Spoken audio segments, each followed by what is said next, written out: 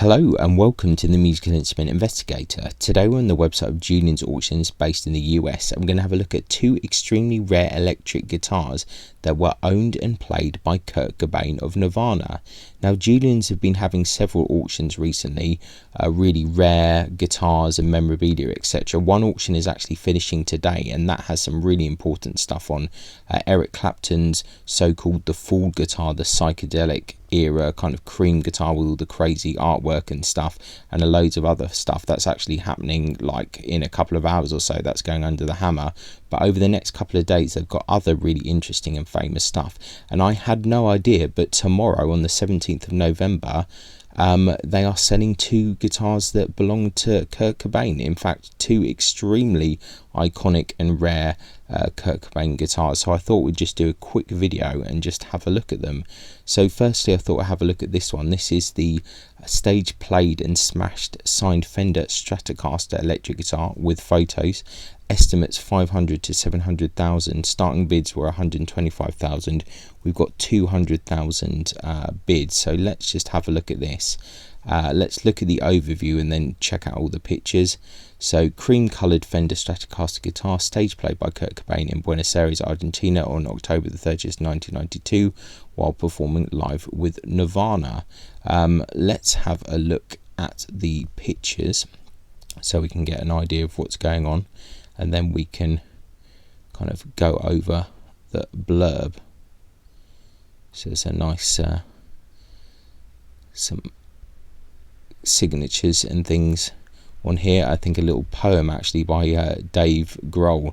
So this is a real interesting art piece. I think this is pretty cool, and I think this will go for a lot more money. Interesting to put the Who on the scratch plate at the back. So this is a super iconic guitar.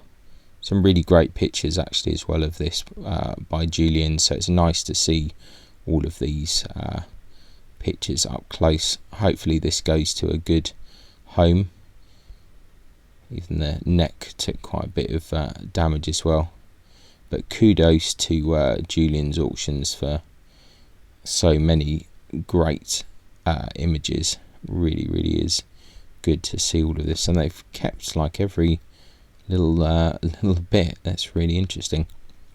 I think we're going to see some pictures now, of that seems a little bit blurry, not the greatest quality. I guess it's from back in the day, but you can see the guitar being a little bit played and also destroyed a bit, and then back to the beginning. So let's just read a bit further about this instrument.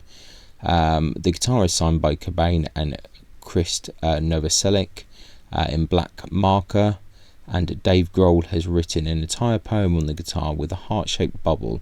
Hello, my name is Dave. I like rave. It'll drive me to my grave, but I'm not dumb. I play drums with two green thumbs and a sour plum that makes the roof of my mouth numb. David. Interesting.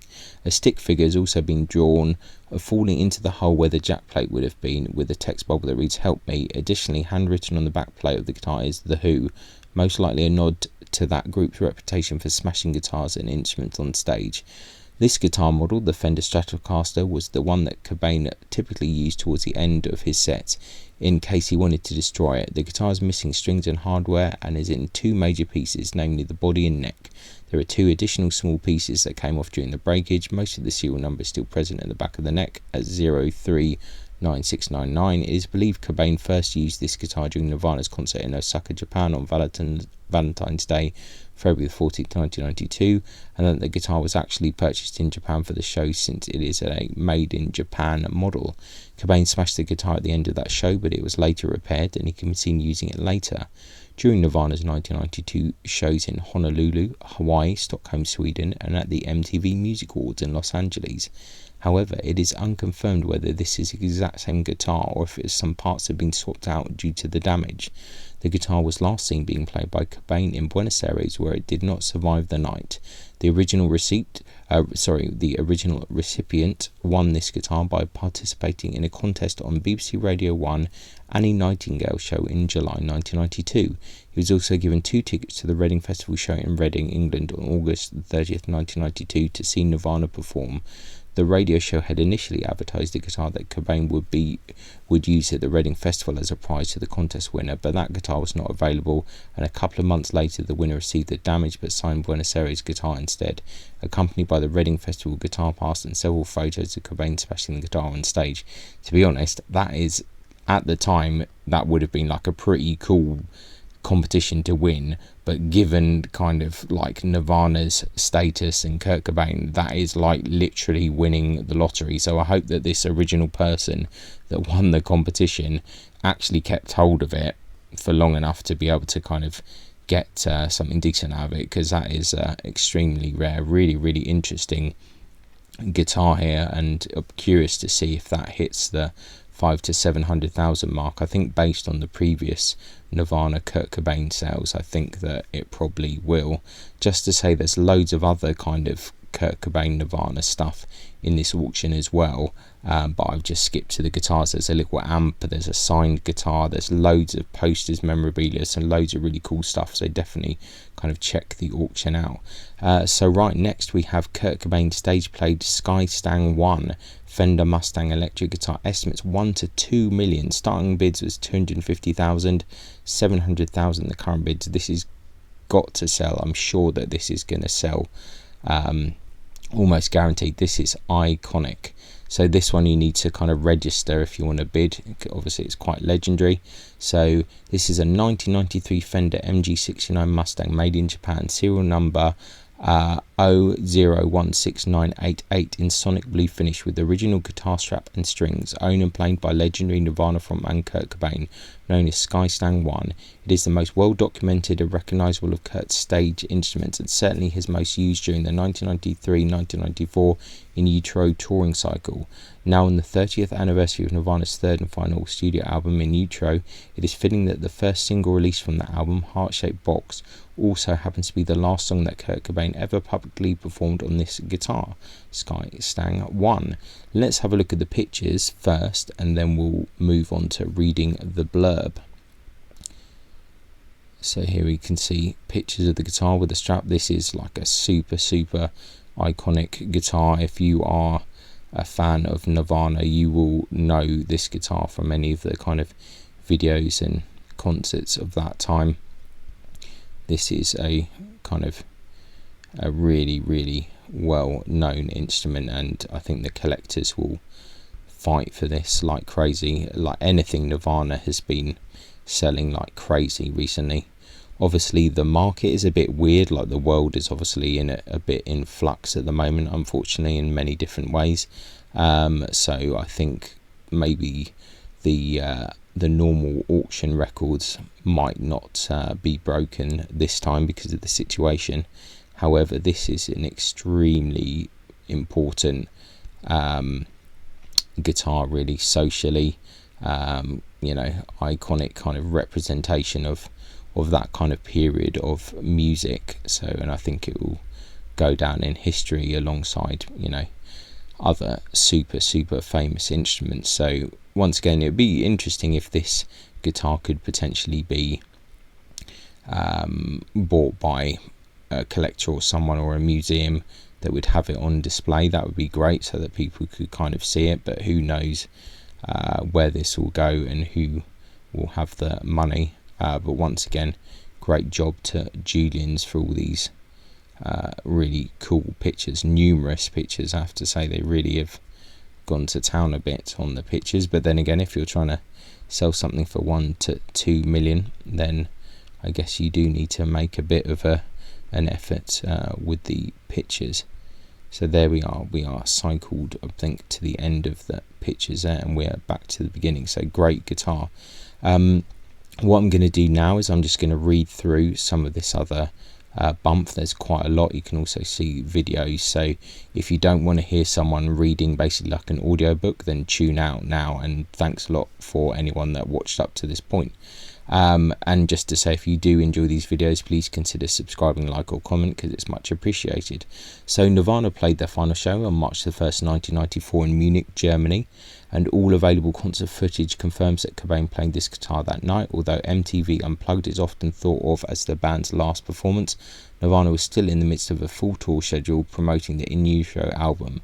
The band played an additional 26 dates in the United States and Canada after November the 18th, 1993 taping of MTV Unplugged. In fact, Cobain also played Skystang I during his final US performance of all places in Seattle on January the 8th, 1994 at Seattle Center Arena. On February 4th, 1994, Nirvana kicked off the European leg of their tour in Paris. They played an additional 17 shows in Europe, including their last at Terminal 1 Flughafen Munich, Germany. Interesting venue. And thanks to local camera crew, many of the songs were captured on film that night, all showing Cobain playing Skystang I, including the band kicking off the show with their take on My Best Friend's Girl by the Cars. The night was fraught with sound issues and power outage that interrupted Come As You Are, which had to be restarted when power was restored. The show was not only a struggle technically, but Cobain had been diagnosed with bronchitis and laryngitis, and his vocal struggles were apparent as the show progressed.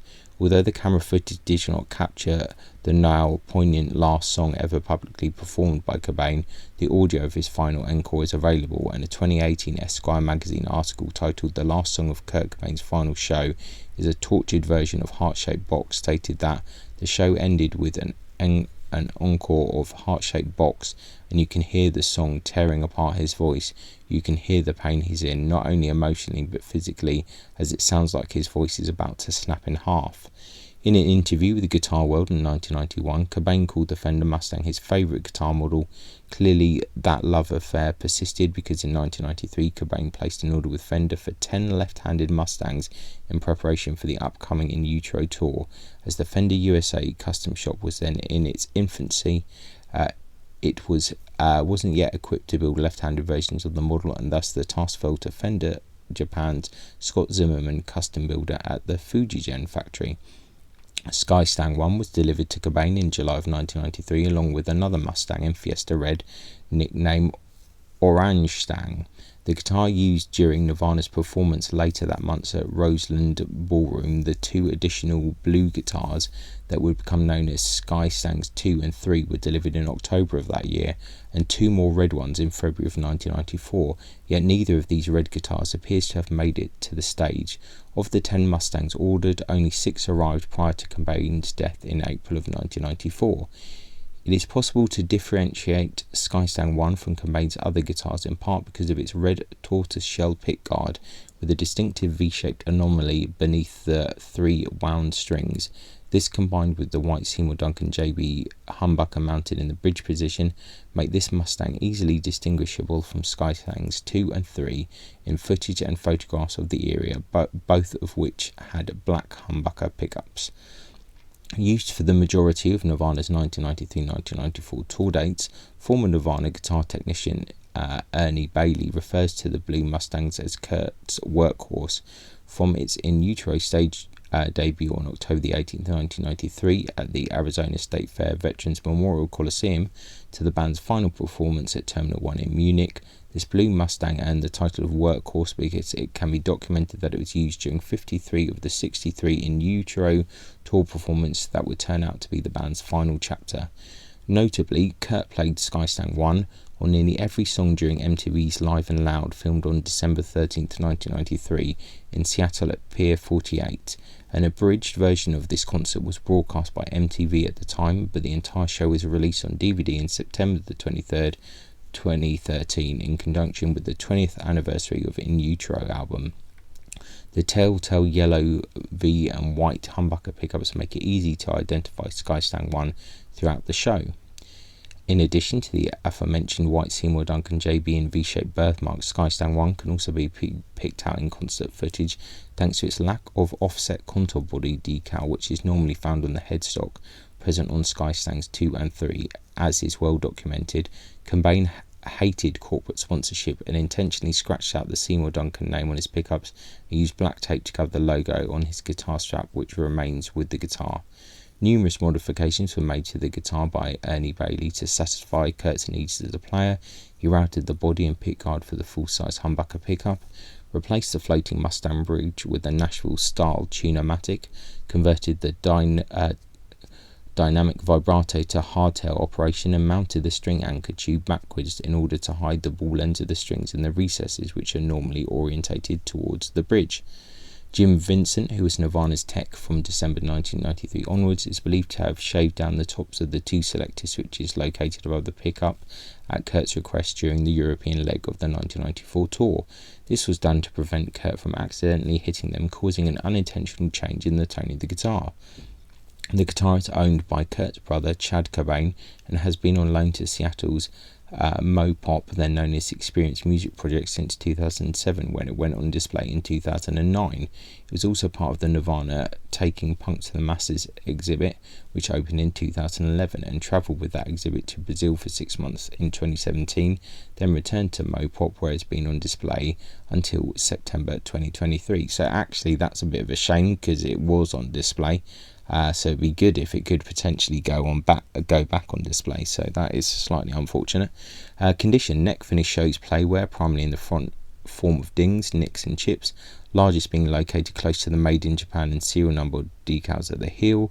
It appears to retain its original frets, as evidenced by the size of the tangs as well as the remaining original finish. Ernie Bailey has confirmed that the strings currently on the guitar are those last used by Cobain. They have never been changed. Frets are very worn, grooves left on the flattened crowns by the wound strings in some areas. There are a number of small dents or pock marks on the body of the guitar around the input jack. These marks are evidence of Cobain's technique for getting a distinct feedback tone from his amp by removing the quarter-inch guitar cable and repeatedly jamming it against the body of the guitar. Original tuners and string tree appear to be intact, in good working order, as is the apparently original nut, which has been cracked and repaired between the D and G strings. Some rosewood is missing on the bass side of the nut, left as is. The guitar lacks the usual offset contour body decal found on the rounded portion of the headstock. Also missing is the Mustang model designation, commonly clipped on left-hand Fender instruments. The body is finished in an aged sonic blue, which gives the finish a greenish tint. The body finish shows extensive play wear, with many areas of paint chipped away on the edges of the body, the bulk of it found at the Schala strap lock buttons. Additional holes have been drilled in the body at the strap button screws, loosened and eventually stripped, requiring relocation until repairs could be made. One additional strap button hole has been added on the treble side horn. Two large repair cracks run from neck pocket well into the back.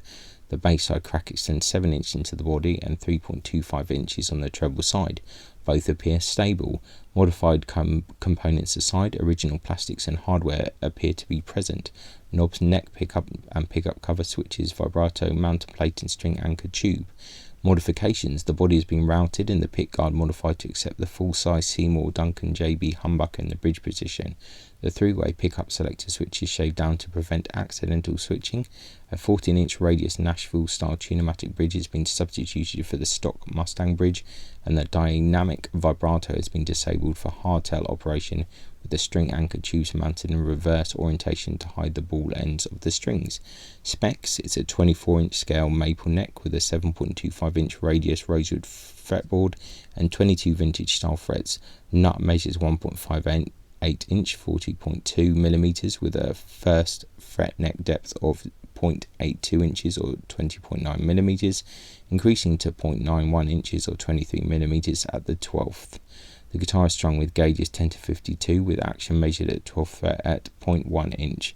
For both high and low E strings, relief is immeasurable, with standard understring relief gauges estimated to be 0.04 to 0.05 inches. A portion of the proceeds from this lot benefits Kicking the Stigma, an initiative to raise awareness about mental health and remove the stigma often associated with mental health disorders. Provenance from the collection of Kurt Cobain. So there we go. Apologies to anyone that did actually just sit through that audiobook. Interesting that they give all those specs and like the kind of nut measurements and height of the, frets, all of that kind of stuff seems a bit kind of over the top, but interesting anyway. So yeah, apologies to anyone that just sat through that, but yeah, essentially, wow, amazing guitar. What a kind of opportunity to earn to own a really important part of history. Like I said, hopefully someone might buy it and put it back on display for people, because that's a shame really reading that.